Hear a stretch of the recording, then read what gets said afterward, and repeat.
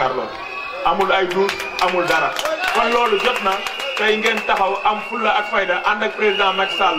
falaat ko mu xam ne yéen bokk na ci ngeen jàppale mu jàppale waa Médina Fall ndax Médina Fall changé waa zone nord changé loolu lañ leen wax di leen gërëm di leen sant di leen gën a félicité Sayer di leen wax jàppale dinañ ànd yow incha allah liggéey si comité électoral beeg yëpp ba président mën a gagné dès le premier tour je vous remercie.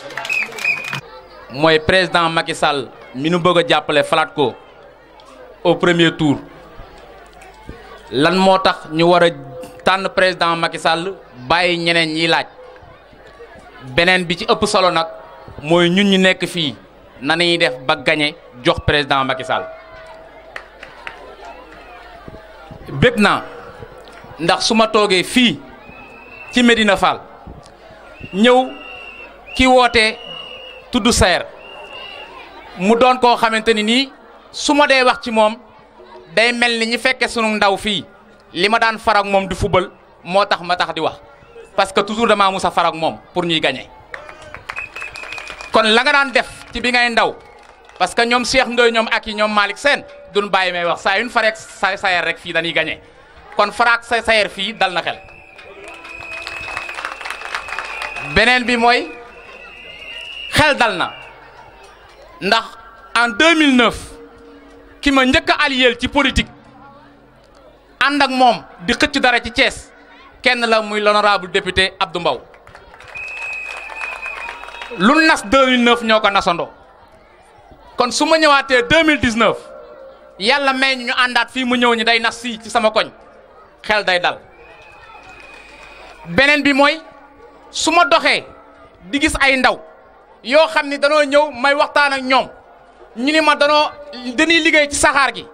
ndax ñoom dañ doon ànd pendant les élections dañ doon ànd ak ku doon wax Maodo Malick Mbaye ba nu cakee moo leen wutal liggéey kon ma gisaat keneen ni ma wutal na leen liggéey su ma ñëwaatee fii mu ñëw ci koñ bii kon xel dal na ci ndaw yi nekk fii. léegi nag dafa am lu am ba des ñun war na noo xam ni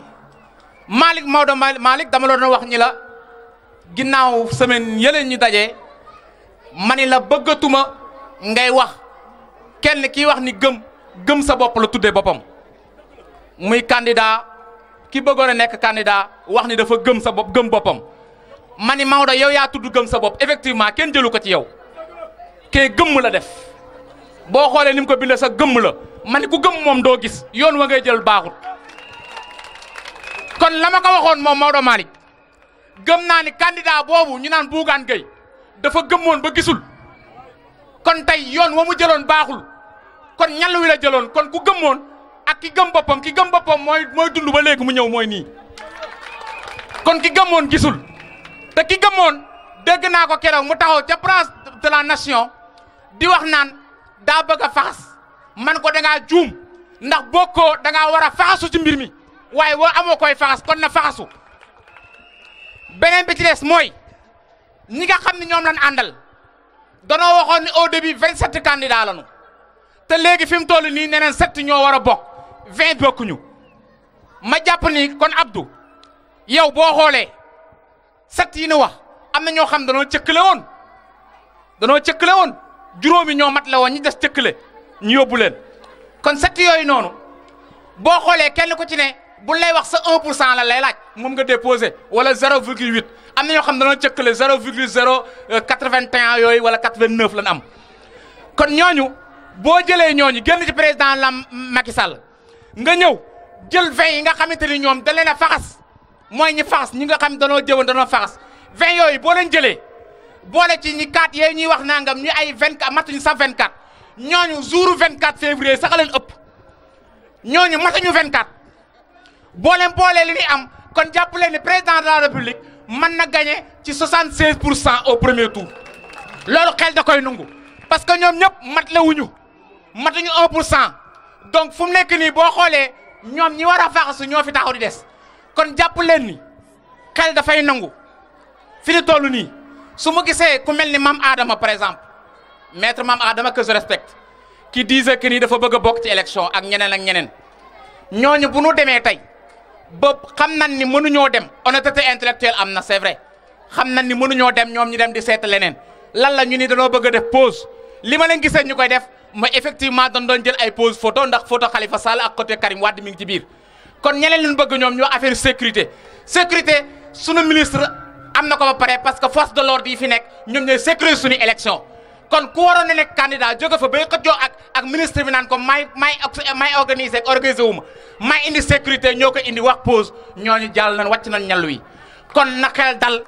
xam ne fi ñu toll nii fi ñu war a jàppoo mooy fii ci Thiès mooy zone militaire bi nag ay commando lañ fi soxla nag te affaire bi affaire président Macky Sall la comme am na ay commando ci Thiès Abdou yow ak Maodo Malick Mbaye yéen ak ñi ngeen àndal ak yëpp ñu nekk ci coalition bi ñun ay commando rek lan ci ordre la ñuy wëyee ñu ngi ci terrain bi ñi menoon ko suñ loxo set nañ xam nañ yoon bi teg nañ plan bi dina faal plan lotissement bi la ñu teg xool kër yi am na lu ma ci wax ak Sayer ak ñeneen ak ndaw yi ma ci waxal xam nañ yoon bi jóg leen rek ñu dégg leen ngeen wax ñu ni ko président de la république bëgge ñu defee ko noonu parce que bu ngeen ñu wanee ñun ay soldat lañu ay soldat moo war a gagné fii te incha allah rabi dina nekk ay Baye Fall nekk ay soldat laxasaay dem gagné jërë ngeen jëf. di nuyu bu baax sunu xarit sunu frère bi nga xamante ne mooy Sayer mi nga xam ne moo ñëw jàppale si ñu koy nuyu di ko sant di ko gërëm waaye nag ba muy ñu waxee Sayer dafa am fu mu ko jaarale mu jaarale ko ci sunu xarit sunu frère sunu rakk muy Maodo Malick Mbaye di nuyu itam sama rakk honorable député Abdou Mbow mi nga xam ne moo ñëw fekk si ñu fii tey xale yi nekk Medina Fall ak zone nord yëpp ñi fi ne ñi ngi nii toog su ma leen naree lim damay juum waaye sama ay rakk lañu sama ay doom ñoom ñëpp maa ngi leen di nuyu ñoom Cheikh ak ñoom Ousmane Diop ak ñi fi ne ñëpp ñoom maa ngi leen di nuyu ku ci nekk ak Ndiaga Wade seen mag ñoom ñëpp maa ngi leen di nuyu ak Bas tak maa ngi koy nuyu di ko sant ndax temps yi taxawaay gi mu rafet bi mu def ci xale bi nga xamante ne dañ ko jàppoon mu taxaw ci taxawaay bu rafet boo xam ne lim ko def du moom la ko defal ñun ñëpp la ko defal ba yàlla na ko ci yàlla defal ndam te joor na ko cee defal ndam ma ne nag dañu am foo xam ne fa la ñu jëm te kuy jëm xare day xam li ngay jëm fa nga jëm ak lu tax nga di fay dem dañuy jëm xare ndaxte Sénégal dañuy war a falaat président de la république te suñu nee dañuy fay président de la république kii digaate ak ki def bokkul président Macky Sall dafa am bilan def loo xam ne kenn mësu ko fee def courant bi ni mu ko fi defee kenn mësu koo gis 900 heures de coupure moo daan am ci Sénégal tey jii matagul sax 24 heures nga jël tey jii muy tali bi autoroute bi tey fii may jóge nii may wax ak yéen Touba laa jóge ba ma jógee Touba nii man dama yor clinique Touba bés bu ne chaque samedi maa ngi Touba waaye su ma daan jógee Touba damay loof waaye tey jii maa ngi nekk en forme mën naa fee toogaat ba ca kanam ndax 1 heure de temps sax egsi naa jóge Touba ñëw fi kon président su defaree Ila Touba docteur Ndiaye la ko defaral ndax man li may dem Touba kenn du ko fa demee ndax am naa tànk benn Thiès am benn tànk Touba yàlla moo ko def toll na président Macky Sall war nañ koo jàpp suñu naroon lim tey ji lim fi président Macky Sall du def du ñu fi jóge moo tax nag tey dafa am lu ñu laaj sëñ Ousmane Diop li nga wax dafa nekk lu am maanaa président moo soxla kon ku nekk dafa war a jël boppam puus daal di bàyyi président ci kanam sunu ay jëmm la ñu jël teg ko ca côté ndax tant que kenn ki nga xool boppam ma ne Maodo Malick naan maa fi ne wala Abdou Mbow naan maa fi ne loolu du yëf ya ndax xeex boobu egseegul kooku local la tu jotee ñu ñëpp jóg war ne seen bopp waaye fii ñu nekk nii nekkuñu local ñu ngi jëm présidentiel ñun ñëpp ñooñu la xasaayu benn tànk benn bopp àndandoo derrière le président Macky Sall jox ko ndam le 24 février. Merci beaucoup. waaye ndam loolu nag su ndam loolu amee te waa Thiès gisuñ ci seen bopp pour ñun ndam lu matadi lay doon dañoo bëgg ndam loolu président Macky Sall su ko defee ba am ndam te loolu leer na ba pare. waaye ndam loolu pour mu gën a neex ci ñun day fekk ñun tam fii ñu dëkk ñu gañe fi ndaxte ku ñu demee Dakar suñuy waxtaan ak suñuy moroom ak suñuy nawle suñu nee ñoo gañe ñun tam ñu ne tamit ñoo gañe waaye nag di laajtee ne bëgg nañ courant comme ni ko xale yi waxee bëgg nañ courant bëgg nañ ndox bëgg nañ lii bëgg nañ lii te saa yoon jógee jox ko ñu leen ko dul def waaye nag soo leen bëggee ndox bëgg courant dañu jël mairie yi jox ko ci ñu nga xam ne seen loxo set na te Thiès bëgg la ñu bëgg te ñu ngi koy liggéey te loolu du tee nag Abdou Mbow ak Maodo Malick yàlla def na ne ñu jege président de la république la ñu lii xale yi wax ñu bëgg ko yàgg nañ la ko wax Maodo yow do Abdou Mbow sas nañ lañ ko bëgg nañu balaa déwén balaa muy def ñetti weer incha allah courant ñëw fa ndox ñëw fa lépp dana doon ko jaaxleeti maa ngi leen di sant di leen gërëm wasalaam. jërëjëf maa ngi nuyu ñëpp di nuyu waa Medina Fall bu baax di nuyu kilifa yi ñu fi fekk wax nañ léegi ne surtout suñu maam Cheikh Ibra Fall mi ngi toog ñu koy jox wàccuwaayam di ko ziar di nuyu président Maodo Malick Mbaye bi nga xam ne mooy président gëm sa bopp maa ngi koy wax léegi ne ko am na ku doon wax sànq naan noo gëm sa bopp ñoo ko moom loolu jarul sax di wax ndax boo ko dee wax sax dañuy jàpp ne dafa am laam-laamee wala yéen seen bopp da ngeen a gëmul li ngeen di wax ndax wax naa ko léegi ne ko ñi nga xam ne ñi ngi ci boulevard des Invalides jaruñoo xëccool ndax boulevard la boo xam ne kenn fi mu ne nii ñemewu faa taxawaal wala kenn nit bëggu faa taxawaal donc nit nekk fa ngay xëccoog moom sax da ngay xeebu donc président ñi ngi lay nuyu di la jox sa wàccuwaay di nuyu suñu frère Sayer bi nga xam ne moo organisé lu am solo lii di nuyu bu baax ñi nga xam ne ñoo fi nekkal la coalition laay wax mais di ci nuyu sama camarade de parti avant loolu di nuyu sama camarade Ousmane Diop parce que mi ngi koy wax sànq en 2009 bi muy jóge France di ñëw fii ñoo àndoon ak Magam Talla Sylla ñu bokkoon une coalition dem aux élections locales jamono jooju maa ngi koy wax léegi ki ma dendal ne ko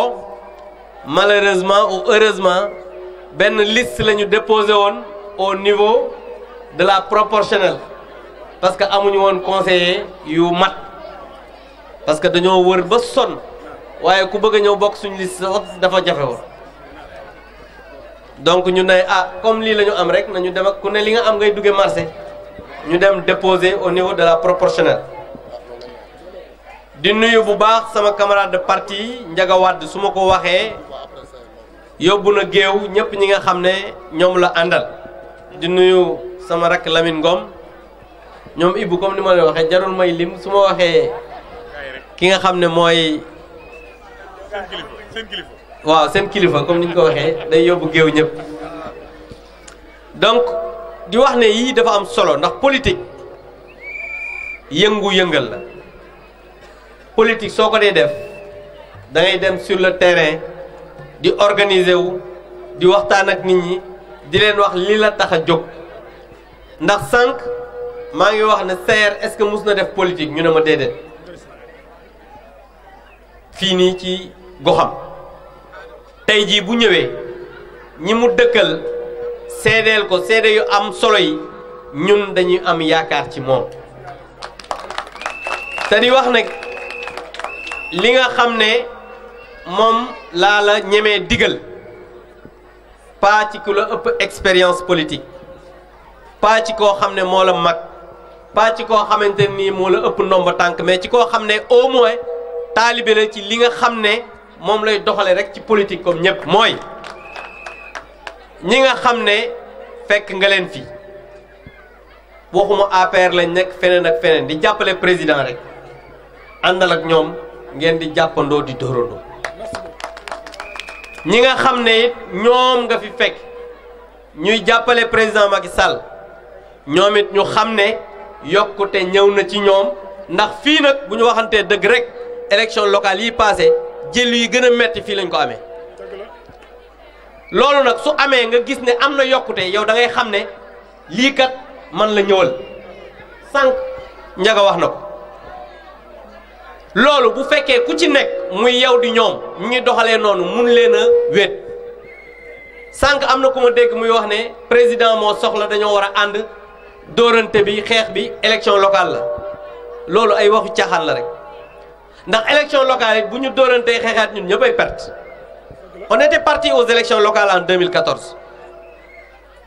de manière dispersée ku nekk demal sa bopp naan maay gagné mais bu ñu demee ba ca cappaandaw ga kenn gañew ñi warul woon a gagné ñoo gañewaat donc nit ñi nañu xam ne dañoo nekk ci jamono joo xam ne dañoo nekk ci ay jamono grand ensemble kenn mënut a dem bàyyi sa morom te ku yaakaar ne da ngay dem bàyyi sa morom yaa ngi ci erreur nit ñi nag mën nañoo ànd dajaloo wut ba am suñu toogee séddoo sax mën naa jafe mais soo amee séddoo jafe moo gën ngay dem di wuti di xeex soo pertee doo am loo séddoo mais suñu demoon tey ànd dem aux élections locales ñu ne ñun ñoo gagné après on peut aller même dans le conseil ñu ne jafe-jafe yi am na difficulté yi am na su boobaa on peut ku ci nekk génne say ambition wax sa xalaat mais li nga xam ne moo gën a am solo mooy travaillons à gérer les grands ensembles muy ci fii ñu jëm élection présidentielle parce que fa la gën a ëppe solo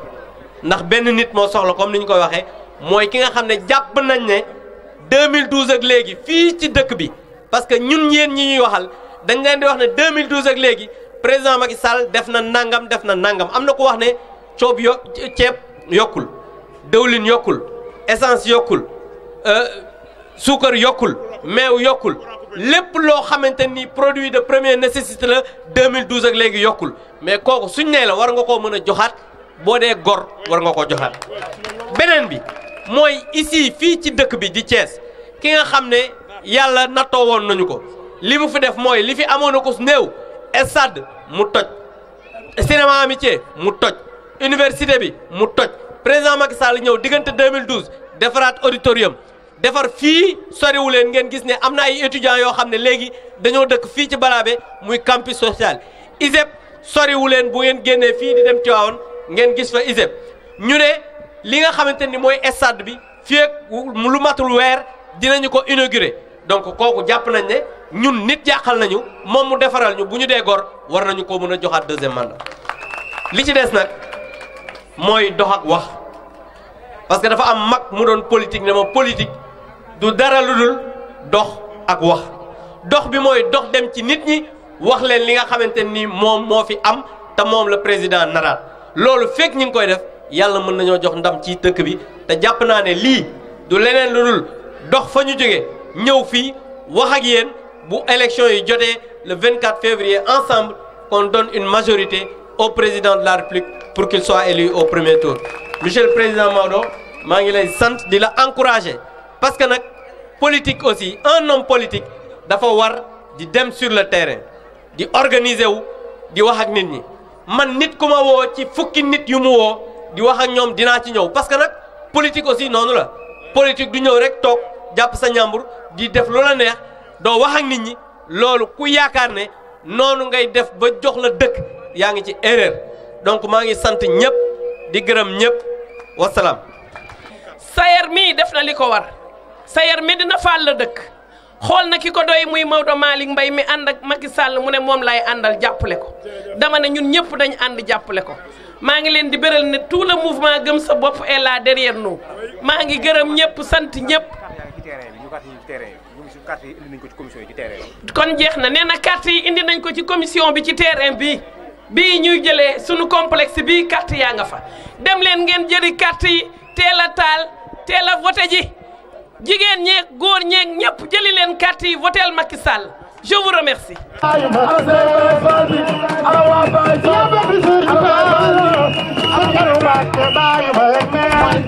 barkeb maam Cheikh Ibrahima Fall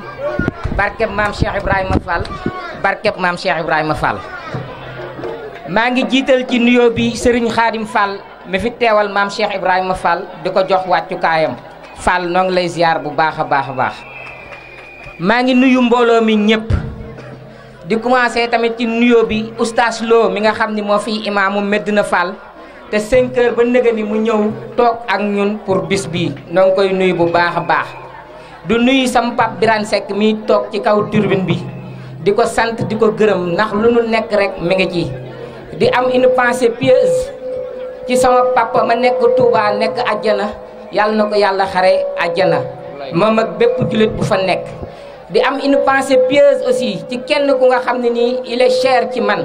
muy Ablaye nga xam ni sama formation da cee def lu baree bari parce que ku ñëw ci meeting bi gis nuy tëggu Baye Fall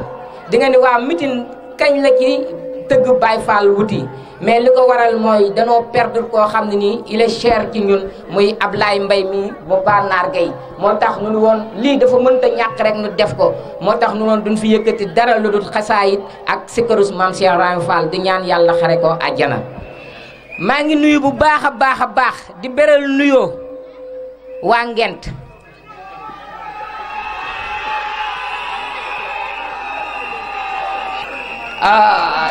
parce que li tax ma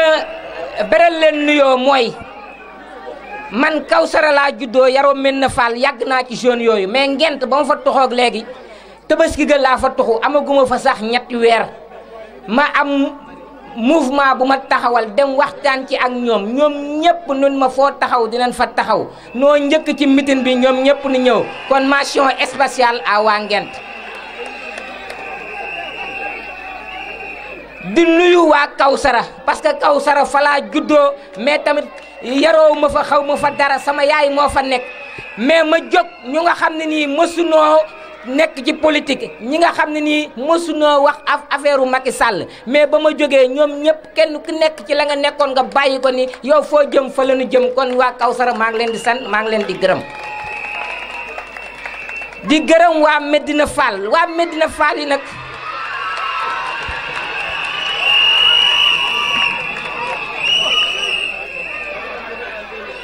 Médina Fall yi nag c'est exceptionnel bala maa ñëw ci sama secteur bii.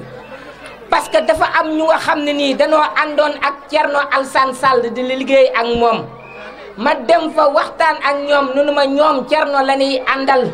mais ma bañ a tàyyi di dem di waxtaan ak ñoom ba convaincre leen nunu ma dinañ ñëw ànd ak yow nu ànd ak Maodo Malick ñëw élire le président Macky Sall au 24 février kon ñooñu maa ngi leen di sant di leen gërëm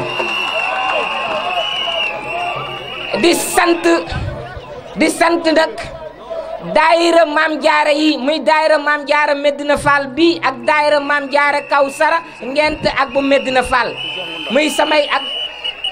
ak bu seen Cheikh Ngunda bi parce que ñoom ñëpp wax dëgg yàlla ñëw wuy si nan ma te dama leen a waaw wax naa si Xarim Fall dama leen a wax ni daayira Maam Jaara yi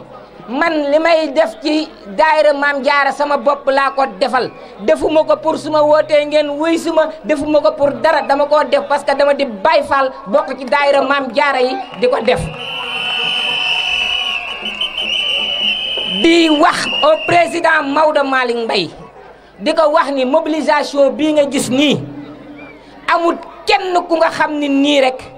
jël naa benn téeméer teg ko ci sa loxo ni la ñëwal wuy si ma amul fenn ci mbooloo mi damaa ñëw muy ñu nga xam ni da doon naroon a dem ànd jeeg ñeneen ma ñëw waxtaan ak ñoom ni leen damaa ñibbi si waat Thiès pour bëgg ngeen ñëw jàppale ma nu ñëw jàppale suñu frère yi fi nekkoon muy Bassirou Seye muy Ndiaga Wade et les autres Cheikh Ndoye pour nu jox le président Macky Sall une majorité éclatante ñoom ñëpp nu ñëw ànd ci man kon man ak ñoom Bass ak ñoo ñëpp benn lanu parce que benn combat lan am muy combat du 24 février kon maa ngi leen ciy sant di leen ci gërëm li tax nag ma ñibbisi di remercier aussi mes collègues directeurs de service yi nga xam ne foofu laa nekkoon ci ñoom daan liggéey ci ñoom muy waa mbaaw yi bi ma wax leen meeting bi ñoom ñëpp nu ñëw ànd ak monsieur le maire ñëw fekk si meeting bi ñoom ñëpp maa ngi leen di sant di leen gërëm noo ngi ci kaw turbine bi di remercier ma propre famille ñoom ñëpp mobiliser nañu jóge fu ne ñëw jàppale ma ci Médina Fall Kawsara Ngent sama famille yi fi nekk yëpp ñëw nañ jàppaleen ma ci meeting bi kon ñoom ñëpp maa ngi leen di gërëm Sakhir Ndiaye parce que gis naa ko ci turbine bi li mu def dafa exceptionnel parce que mu waxee damay meeting dafa ni lu may def dama koy bàyyi damay ñëw jàppale la foo teg sa tànk ma teg fa sa tànk ba nga li nga bëgg nga am ko kon maa ngi koy sant di ko gërëm di wax au président Maodo ni ko si bi ma ñëwee à Thiès bàyyi li ma doon def lépp Dakar ñëw à Thiès benn objectif rek laa am mooy ànd ak mbooloo mi yépp pour jox Macky Sall victoire premier tour di ko wax président Maodo nag nu ko su élection yooyu jeexee ñun waa Médina Fall am na waa Ngent ak ñun waa Kawsara am na loo xam ne nii bëgg nañ ko te bëgg nañ président jàppale na ci sànq monsieur le maire dafa wax lu am importance parce que ñun fa ma nekkoon doon liggéey nekk fa directeur mairie ba ba mu bëggee mu dox dañoo ñëw ñun ñëpp simeeku jàppale président Macky Sall mu jàppale ci suñu mairie ba on était à 400 millions ñu yóbbu ko à 1 milliard 200 foo dem tëli yaa nga fa foo dem lamp yaa nga fa lépp nga fa ma ne nag ñun suñu bëggee loolu tamit il faut à ce que suñu mairie bii ñu jël ko jox ko président Macky Sall ak ñi mu wóolu pour loolu lépp mën a am ci dëkk bi parce que foo demee fu mel ni Madina Fall ndox war na faa am mairie ba defu fa dara ay lamp war na faa am mairie ba defu fa dara maire bi nekkul nu fi lu dul seen bopp léegi nag ñun jóg nañu ànd ak responsable APR yi fi nekk pour loolu nu dindi ko fi pour jël maire bi jox ko le président Macky Sall pour mu fajal nit ñi seen problème. beneen bi may wax le président Maodo parce que bi ma ñëwee tamit dama tànn parce que damaa gis des qualités ci président Maodo Malick Mbaye moo tax ma ni man su may jóg damay jóg ànd ak le président Maodo Malick Mbaye moom mu ànd ak président Macky Sall parce que man le président Maodo laay jàppale moo jóg ma jóg nu ko foo xool foofu laay xool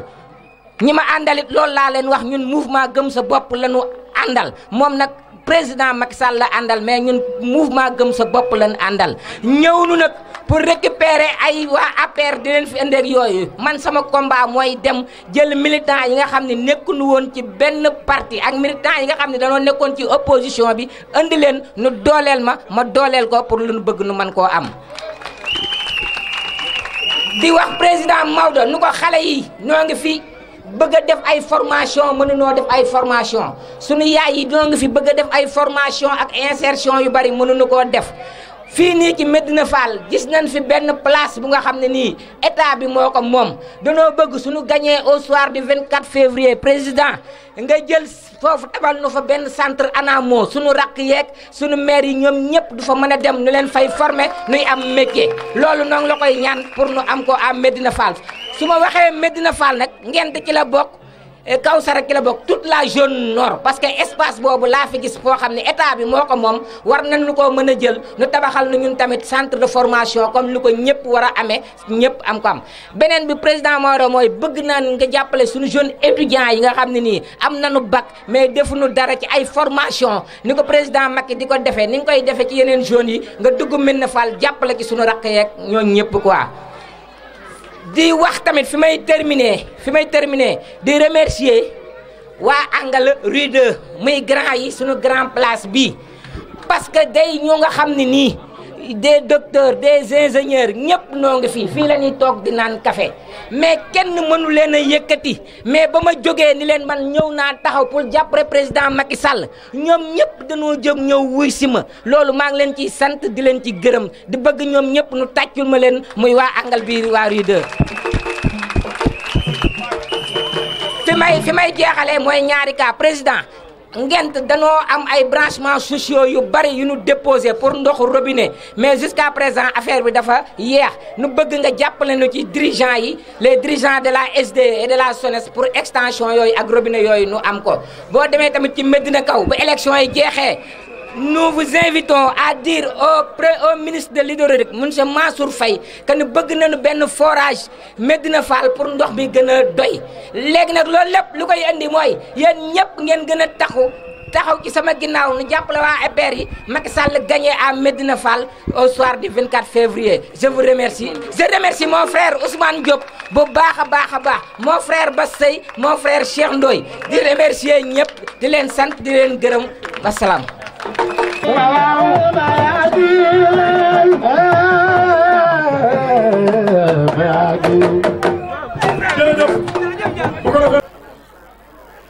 di sant ñëpp di nuyu mon frère suma rak mais di kilifa aussi bien ci coalition bi ñu bokk que ci assemblée nationale muy l'honorable député Abdou Mbow ma wax protocole bi dañu fàtte parce que normalement moom moo waroon a wax Sayer wax ma wax mais protocole mooy demee noonu ñuy jéggalu ci loolu may nuyu ñi fi nekk ñëpp duma dugg ci di lim parce que wax sa biir yi bokk dafa jafe ndax foo gestoo gis koo war a tudd mais maa ngi nuyu responsable zone nord yëpp di nuyu famille ak deretu maam Cheikh Ibrahima Fall di nuyu bu baax Serigne Khadim di nuyu njabootu Serigne Touba képp ku fi teew képp ku am gëm-gëm boo mënti am te teew fi ñu ngi lay sant di la gërëm bu baax. ki ko sanc ki nga xamante ni moom la fi leeram di ball ba tey muy maam Cheikh Ibrahima Fall jëf la wax. Macky Sall problème yi gars yi am mooy dafa jëf gars yi di wax muy jëf gars yi di wax muy jëf gars yi di wax gars yi dem ba mujj gi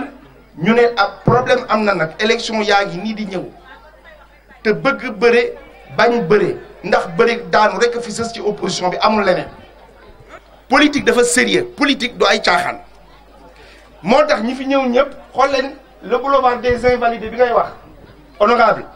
ñi ci nekk ñëpp mooy gars yi taxawoon naan leen politiciens yi yàq nañ dëkk bi réew mi moom ku fi politiqueul doo fi parce que nit ñi dofu ñu jinne jàppule ba nga nekk ci koñ am say millions denc ko yeew xaj ci buntu kër gi monsieur madame ak ñu nekk ci kër gi problème bu ñu la wax ci askan wi doo ko réglé faale woo askan wi pare bëgg leen a soxla yonent bi sallallahu alayhi wa sallam moo gën ñëpp yàlla def ko ni lii mayuma la ko duma ko may kenn mu ne ko lan mu ne ko téye sa bopp téye sa alal ma jox la nit ñi mayuma la ko duma ko may kenn te politique képp ku koy def sérieusement di nga joxe sa bopp di nga joxe sa alal mais yàlla nag du wax dafa am nu muy waxee yàlla bu ne téye sa bopp téye sa alal ma jox la nit ñi du ma la ko defal ku jox sa bopp nit ñi jox sa alal nit ñi yàlla jox la nit ñi même buñ ko bëggul par force parce que yàlla mooy xaar xolu nit ñi jox la ci donc li nga dugg dafa sérieux mon neveu sa mbokk lu mu dugg boo ci mandoo yaa ngi koy néewal doole ma xujje bu boobaay bi jógoon Sayer jógoon ngeen ñëw solu taxaw fële kon mbir mi du neex tey donc ma lay dénk bu baax li ngeen fi wax yépp nag dégg nañ ko mais bi ma mën a garantir mooy dine tabaxu maison de l'outil bu Thiès dinañ ko tabax fii ci Médina Fall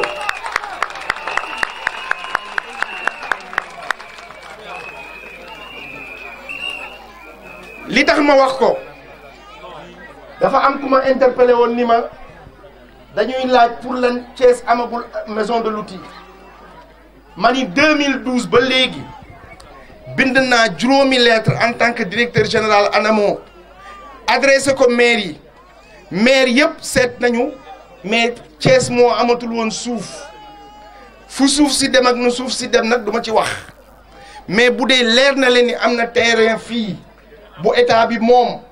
dinañ ko bind dinañ wax état mu jox ñu ko bu ñu ko joxee dinañ fi def maison de l'outil mu nekk centre de formation des métiers. Sayer mbiru ndox mi jëlal dossier bi dinañ ñu dem